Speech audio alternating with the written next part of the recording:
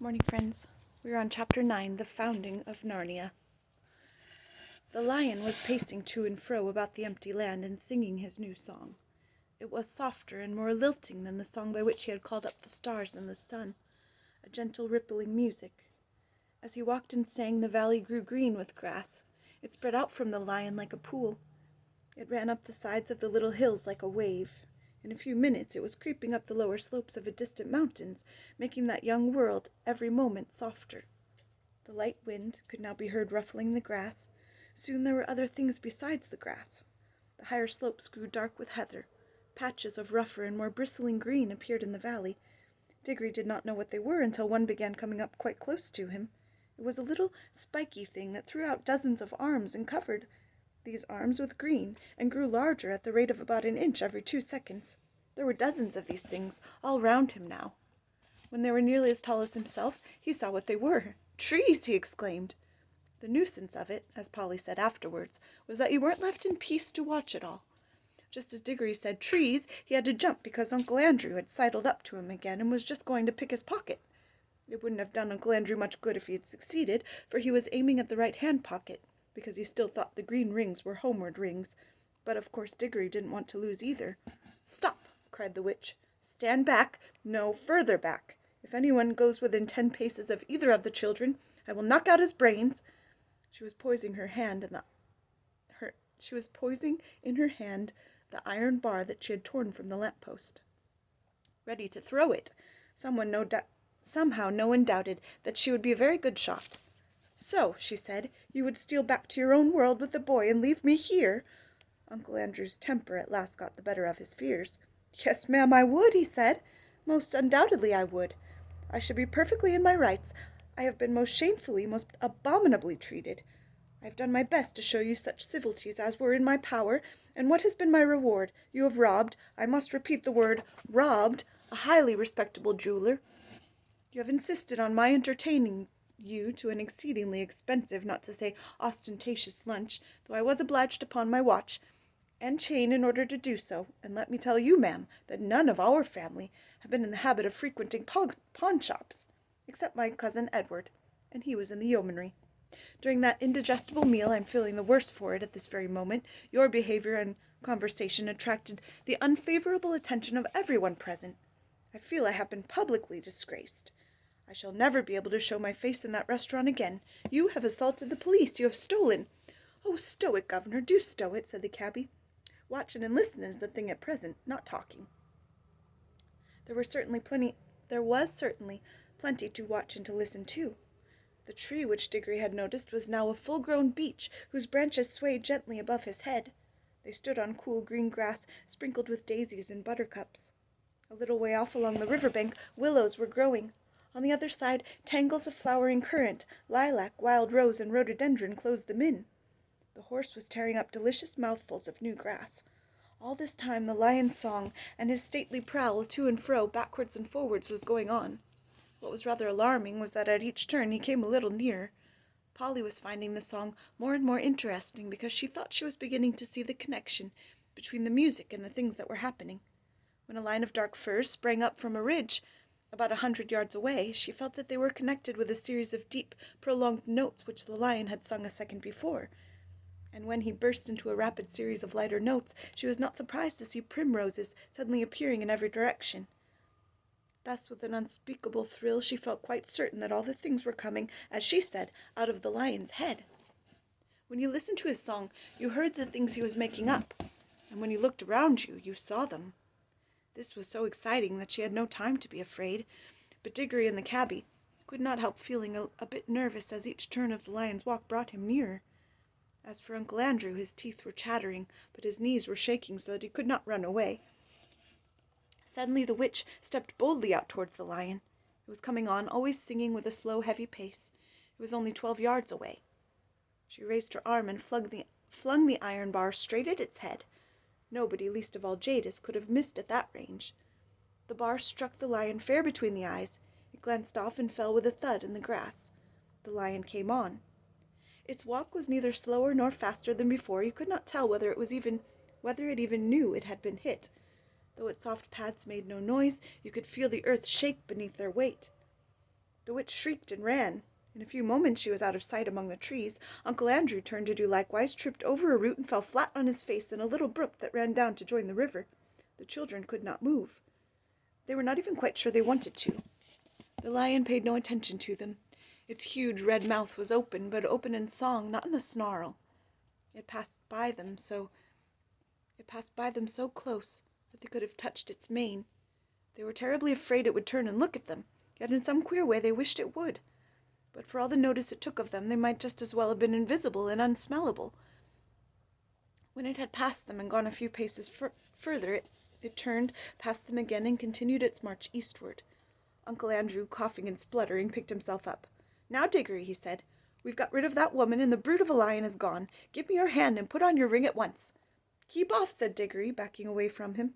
"Keep clear of him, Polly. Come over here beside me. Now I warn you, Uncle Andrew, don't come one step nearer. We'll just vanish."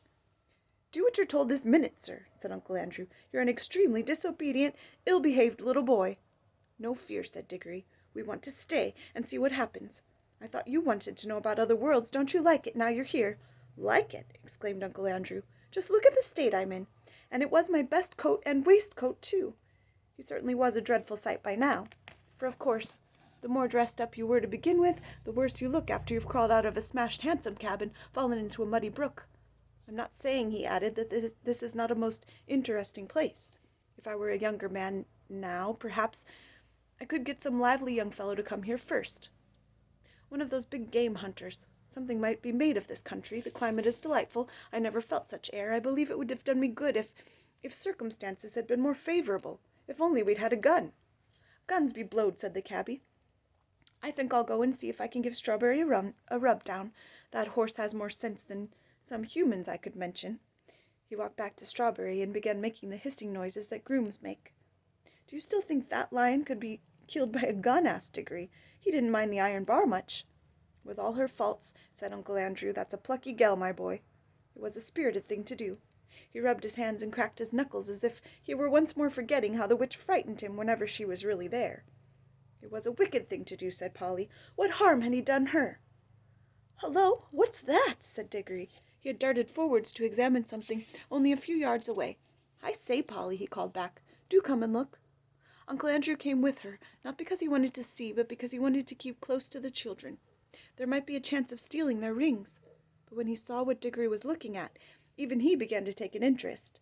It was a perfect little model of a lamp-post, about 3 feet high, but lengthening and thickening in proportion. As they watched it, in fact, growing just as the trees had grown. "It's alive, too. I mean, it's lit," said Diggory. And so it was, though of course the brightness of the sun made the little flame in the lantern hard to see unless your shadow fell on it. "Remarkable, most remarkable," muttered Uncle Andrew. "Even I never dreamed of magic like this. We're in a world where everything, even a lamp-post, comes to life and grows. Now I wonder what sort of seed a lamp-post grows from." "Don't you see?" said Diggory. "This is where the bar fell, the bar she tore off the lamp-post at home. It sank into the ground, and now it's coming up as a young lamp-post." But not so very young now. It was as tall as Diggory while he said this. "That's it. Stupendous, stupendous," said Uncle Andrew, rubbing his hands harder than ever. "Ho, ho, they laughed at my magic. That fool of a sister of mine thinks I'm a lunatic. I wonder what they'll say now. I have discovered a world where everything is bursting with life and growth. Columbus, now they talk about Columbus, but what it was America to this. The commercial possibilities of this country are unbounded. Bring a few old bits of scrap iron here, bury 'em, and up they come as brand new railway engines, battleships, anything you please. They'll cost nothing, and I can sell 'em at full prices in England. I shall be a millionaire. And then the climate. I feel years younger already. I can run it as a health resort. A good sanatorium here might be worth 20,000 a year. Of course, I shall have to let a few people into the secret. The first thing is to get that brute shot." "You're just like the witch," said Polly. "All you think of is killing things." "And then, as regards oneself," Uncle Andrew continued in a happy dream, "there's no knowing how long I might live if I settled here. And that's a big consideration when a fellow has turned 60. I shouldn't be surprised if I never grew a day older in this country. Stupendous! The land of youth." "Oh!" cried Diggory. "The land of youth! Do you think it really is?" For of course he remembered what Aunt Letty had said to the lady who brought the grapes, and that sweet hope rushed back upon him. "Uncle Andrew," he said, "do you think there's anything here that would cure Mother?" "What are you talking about?" said Uncle Andrew. "This isn't a chemist's shop, but as I was saying—" "You don't care twopence about her," said Diggory savagely. "I thought you might, after all. She's your sister as well as my mother. Well, no matter. I'm jolly well going to ask the lion himself if he can help me." And he turned and walked briskly away. Polly waited for a moment and then went after him. "Here, stop, come back. The boy's gone mad," said Uncle Andrew. He followed the children at a cautious distance behind, for he didn't want to get too far away from the green rings or too near the lion. In a few minutes Diggory came to the edge of the wood, and there he stopped. The lion was singing still. But now the song had once more changed. It was more like what we should call a tune. But it was also far wilder. It made you want to run and jump and climb. It made you want to shout. It made you want to rush at other people and either hug them or fight them. It made Diggory hot and red in the face. It had some effect on Uncle Andrew, for Diggory could hear him saying, "A spirited gal, sir. It's a pity about her temper, but a dem fine woman all the same, a dem fine woman." But what the song did to the two humans was nothing compared to what it was doing to the country. Can you imagine a stretch of grassy land bubbling like a water in a pot? For that was really the best description of what was happening. In all directions it was swelling into humps. They were of very different sizes, some no bigger than molehills, some as big as wheelbarrows, two the size of cottages. And the humps moved and swelled till they burst, and the crumpled earth poured out of them. And from each hump there came out an animal. The moles came out just as you might see a mole come out in London. The dogs came out, barking the moment their heads were free, and struggling as you've seen them to do when they're getting through a narrow hole in a hedge. The stags were the queerest to watch, for of course the antlers came up a long time before the rest of them. So at first Diggory thought that they were trees.